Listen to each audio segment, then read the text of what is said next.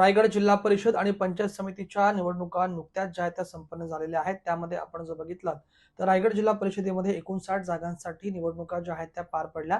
त्यामध्ये कोर्लई मतदारसंघातून आपण जर बघितलं तर मनस्वी मोहिते ज्या आहेत त्यांचा पराभव झालेला आहे. मात्र त्यांच्या पराभवाची जी कारणं आहेत ती निवडणूक निर्णय अधिकारी जे त्यांनी जे नियम आहेत ते पूर्णपणे पाळले नाहीत आणि त्यामुळेच त्यांचा पराभव झालेला आहे. असा आरोप जे आहेत त्यांचे जे वकील आहेत महेश मोहिते यांनी केलेला आहे आणि या संदर्भामध्ये त्यांनी उच्च न्यायालयामध्ये याचिका देखील दाखल केलेली आहे. थेट नेमकं प्रकरण काय आपण महेश मोहिते यांच्याकडनं जाणून घेऊया. मोहिते साहेब, तुमचं स्वागत आहे टीव्ही 9 मध्ये. नमस्कार. एकंदरीत काय प्रकरण आहे पूर्ण?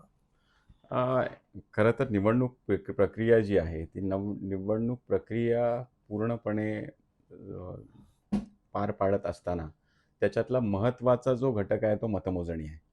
आणि मतमोजणीमध्ये EVM मशीनवरती कुठे आक्षेप नाही, परंतु ज्यावेळेस ही मतमोजणी पार पडते त्या मतमोजणीसाठी निवडणूक आयोगाने काही सूचना दिलेल्या आहेत, काही मार्गदर्शक तत्व, काही नियम बनवलेले आहेत. त्या नियमातच ही मतमोजणी प्रक्रिया पार पडली पाहिजे असं साधारण अपेक्षित आहे. ज्यावेळेस कोर्लई 37 या जिल्हा परिषद गटाची मतमोजणी पार पडली, ती मतमोजणी पार पडत असताना त्या ठिकाणी EVM मधनं मतदान केंद्र निहाय EVM मधनं जी आकडेवारी आली ती आकडेवारी एका फॉर्मॅटमध्ये, एका फॉर्ममध्ये भरावी लागते, VM4 फॉर्ममध्ये. ती आकडेवारी भरत असताना ज्यावेळेस मतदान केंद्र निहाय ही मोजणी चालू झाली, ती मोजणी करत असताना EVM मधनं आलेली आकडेवारी आणि VM फॉर्म 4च्या फॉर्मवरती भरलेली आकडेवारी, ही आकडेवारी पर्यवेक्षकाने निवडणूक मोजणी प्रतिनिधी जे आहेत त्यांच्याकडून, मतमोजणी प्रतिनिधीकडून व्हेरीफाय करून घेण्याची आवश्यकता असते आणि त्यांची सही घेणं आवश्यक असतं. या ठिकाणी असं झालेलं आहे की एका बाजूला निवडणुकीची मतमोजणी चालू झाली, परंतु मतमोजणीचा जो फॉर्म आहे त्या VM4च्या फॉर्मवरती कुठेही मतमोजणी प्रतिनिधीची स्वाक्षरी घेतली नाही. त्याच्यामुळं जी आकडेवारी EVM मशीनमधनं आली तीच आकडेवारी त्या VM फॉर्म 4च्या फॉर्मवरती लिहिली का, हा मुळात कळीचा मुद्दा या ठिकाणी आहे. माझा आक्षेपच आहे की ह्या सगळ्या प्रक्रियेमध्ये खूप मोठ्या प्रमाणाचा अंदागोंदी कारभार झालेला आहे. अतिशय चुकीच्या पद्धतीने मतमोजणी प्रक्रिया पार पाडलेली आहे आणि त्याच्या विरुद्धच आम्ही निवडणूक आयोगाकडे पण तक्रार केली. त्याच्या विरुद्ध आम्ही माननीय उच्च न्यायालयामध्ये सुद्धा रिट याचिका दाखल केली आहे आणि त्याची सुनावणी जी आहे ती सुनावणी सुद्धा 24 तारखेला लागलेली आहे. मला निश्चितपणाने खात्री आहे की या ठिकाणी ही भूमिका जी आमची आहे ती कोर्ट एक्सेप्ट करेल आणि चुकीची जी मतमोजणी झालेली आहे ती फेर मतमोजणी त्या ठिकाणी होईल.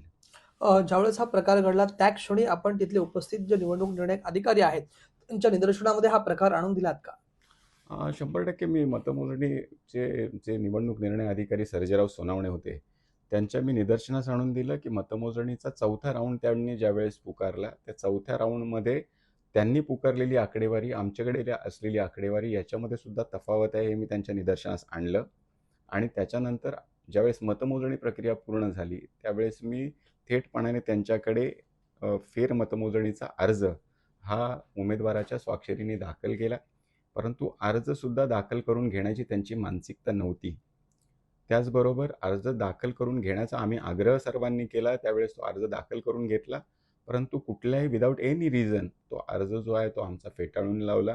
त्याच्यामुळे या प्रक्रियेमध्ये 100% कुठे ना कुठेतरी पाणी मुरते अशा पद्धतीची शंका उपस्थित व्हायला आम्हाला त्या ठिकाणी वाव निर्माण झाला आणि त्याच्यामुळेच माननीय उच्च न्यायालयामध्ये ही संपूर्ण प्रक्रिया जी आहे कशा पद्धतीने बेकायदेशीर आहे हे आम्ही मांडून त्या ठिकाणी दाद मागितली.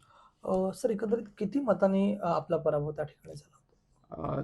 साधारण मतमोजणीमधला जो पराभव आहे तो पराभव जो आहे तो 634 मतांचा पराभव दिसतो आहे.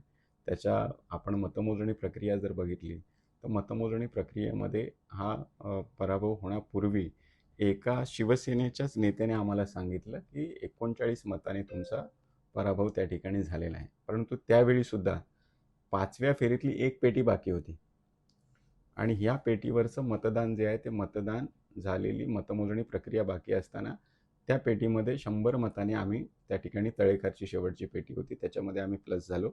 त्याच्यामुळे पुन्हा त्या ठिकाणी गोंधळ निर्माण झाला की 39 मतांनी नाही, त्या मतांमध्ये मतमोजणीमध्ये आमचा थोडासा फरक झाला होता. त्याच्यामुळे त्या ठिकाणी सुद्धा शंका आमची बळावली की एका बाजूला आमच्याकडे असलेली आकडेवारी जी आमच्या मतमोजणी प्रतिनिधींनी घेतलेली, शिवसेनेच्या मतमोजणी प्रतिनिधींनी नोंदवलेली आकडेवारी, त्याच्यामध्ये 39 मतांचा फरक दाखवतो आणि पुन्हा हा एवढा फरक दाखवतो. तर तो फरक निश्चितपणे कसा आला याचं कुठेही तपशीलवार त्या ठिकाणी माहिती त्यांनी पण आम्हाला दिली नाही. आणि ज्यावेळेस मतमोजणी प्रक्रिया पार पडली त्यावेळेस जे निवडणूक निर्णय अधिकारी होते त्यांनी जी प्रक्रिया पार पाडत असताना ज्या पद्धतीने प्रक्रिया पार पाडायला पाहिजे तीच मुळात चुकीची असल्यामुळे याच्यामध्ये EVM मध्ये आलेले आकडे आणि VM4 वरती भरलेले आकडे याच्यामध्ये 100% तफावत असू शकते अशी आम्हाला खात्री आहे. या संदर्भामध्ये मुख्यमंत्र्यांशी काही बोलणं?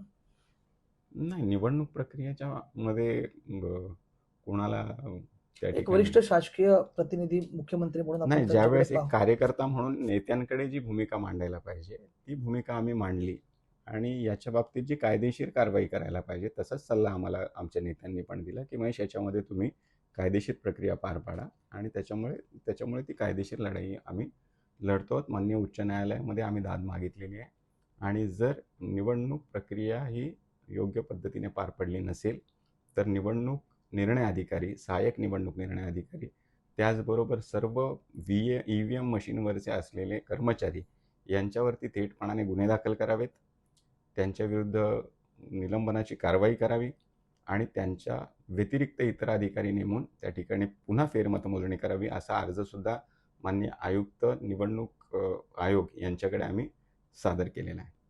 धन्यवाद. हे होते ॲडव्होकेट महेश मोहिते. राज वैशंपायन, टीव्ही9 मराठी, अलिबाग, रायगड.